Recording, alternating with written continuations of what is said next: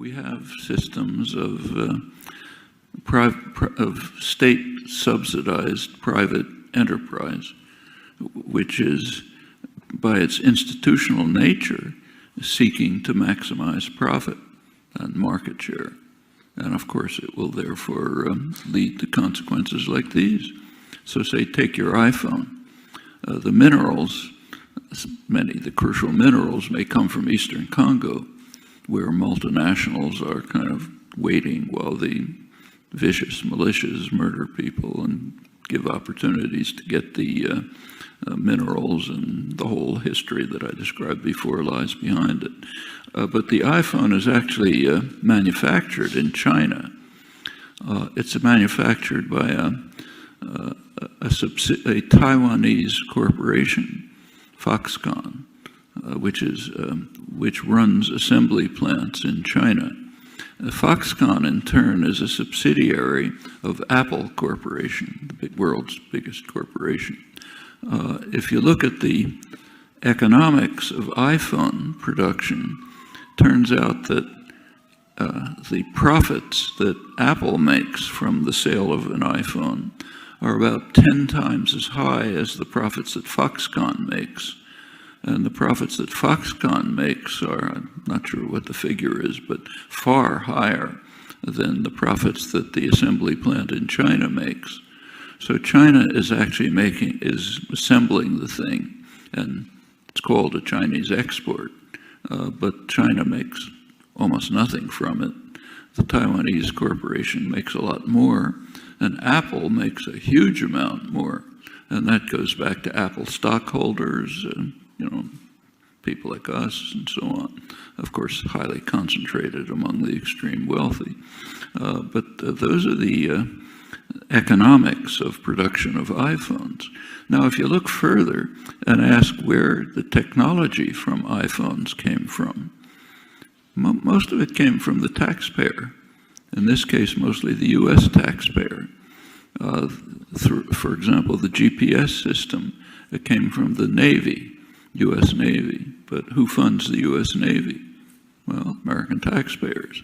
You look at the microelectronics, developed mostly through Pentagon funding. Who pays for that? The taxpayer. In fact, virtually all the technology comes from the dynamic state sector of the US, British, German economies in a system that amounts to public subsidy, private profit. So if we had a capitalist system, then the people who invested in the iPhone technology would make the profit from it. That's the way capitalism is supposed to work. You invest in something, you make a risky, costly investment. If someday it's profitable, you're supposed to get the profit. But that's not the way it works here. The taxpayer who paid for it in various indirect ways, gets no profit at all.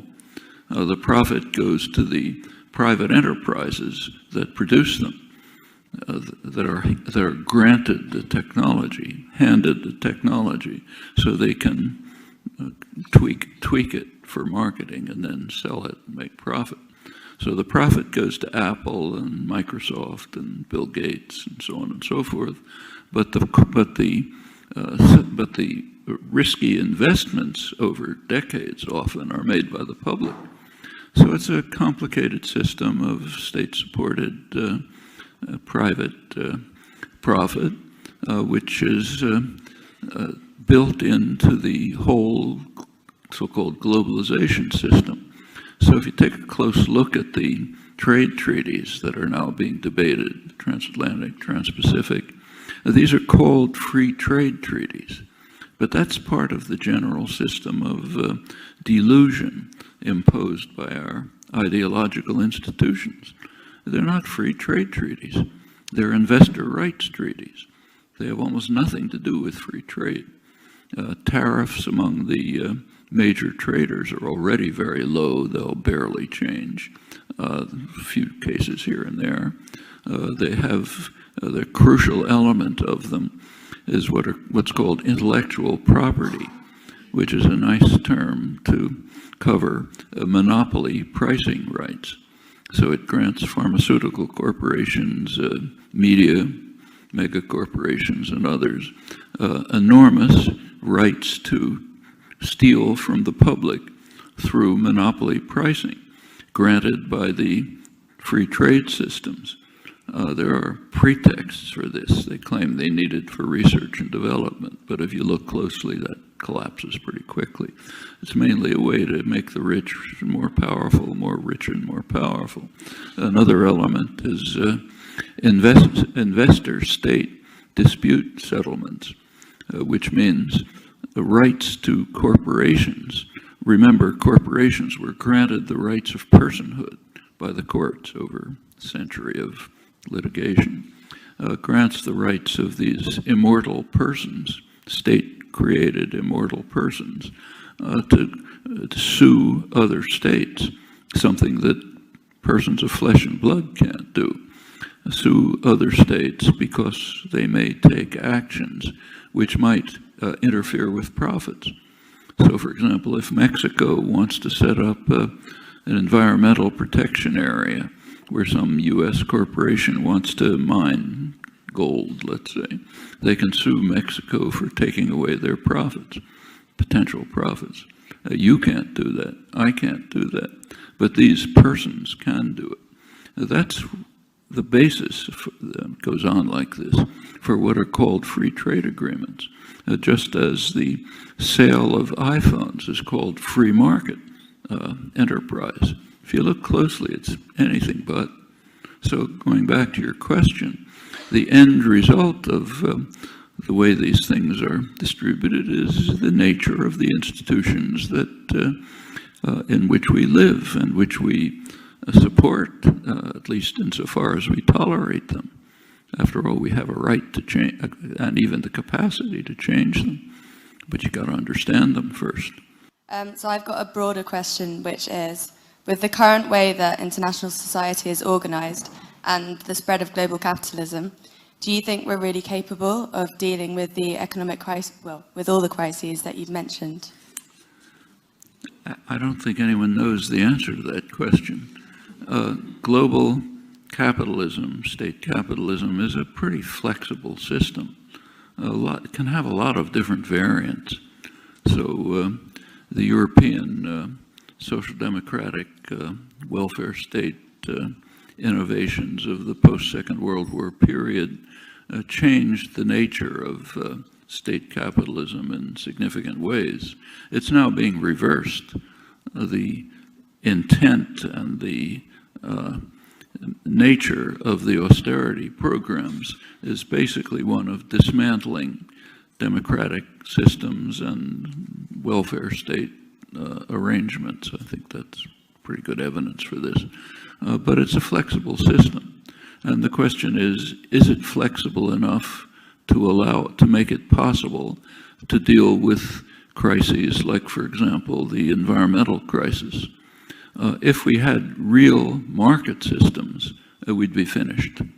Market systems, in principle, cannot deal with the environmental crisis. They can only exacerbate it. And there's a reason for that, a simple reason. Market systems ignore what economists call externalities. So when there's a transaction between two units, say people or corporations or whatever, they look after their own interests, but they don't pay attention to the effects on others. That's an negative externality. And so, for example, when Goldman Sachs makes a transaction, if they're paying attention, they'll make sure that maybe a risky transaction, they'll make sure to cover their own risk if they're careful. But they're not going to pay attention to what's called systemic risk, the fact that if something goes wrong with this transaction, the whole system may collapse. That's an externality. Well, in that case, there's an answer. The taxpayer can step in and save them, which is what happens. But there's another externality which nobody can step in and save, and that's destruction of the environment. So to the extent that we have market systems we're basically dead. The question is, will the modifications of market systems that fall within the rough range of state capitalist systems, is that sufficient to deal with the problems of catastrophic climate change? Or must the whole system be dismantled and turned into a system concerned with use rather than profit? We don't know the answer to that question, but the answer will determine whether organized human life continues. And it's an urgent question. It's a question for this generation. It can't be put off.